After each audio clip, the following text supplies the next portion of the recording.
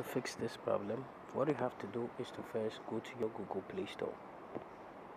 Now what you have to do is to select this option which says update. Tap on it. So you have to tap on update, and after tapping on update, you are going to get your app updated to the latest version of it. And after that, what you have to do again is to go to your phone settings. So tap on your phone settings to open it. And after that, what you have to do is to tap on apps and notification. Tap on the CEO apps. After that, what you have to do is to search for the name of the app, which is ADP Mobile. Tap on it. Now tap on permissions and make sure every permission is allowed. Go back and tap on notification and make sure this show notification is turned on. After that, go back and tap on storage and cache.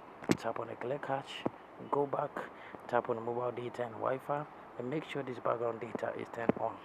After doing this, what you have to do is to tap on your full stop, then you tap on OK. So now go back. So when you go back, what you have to do is to tap on network and internet. After that, tap on mobile network, then select the network you're using. After selecting the network, scroll down and tap on advanced. Scroll again and tap on preferred network type, and make sure you select 4G/3G/2G or 2. When you select this option, what you have to do is to tap on your power button for some while. Now tap on restart, then you tap on OK, and this problem is going to be fixed after restarting or rebooting your device. See you in my next video. Don't forget to subscribe, like, and also share this video with your friends.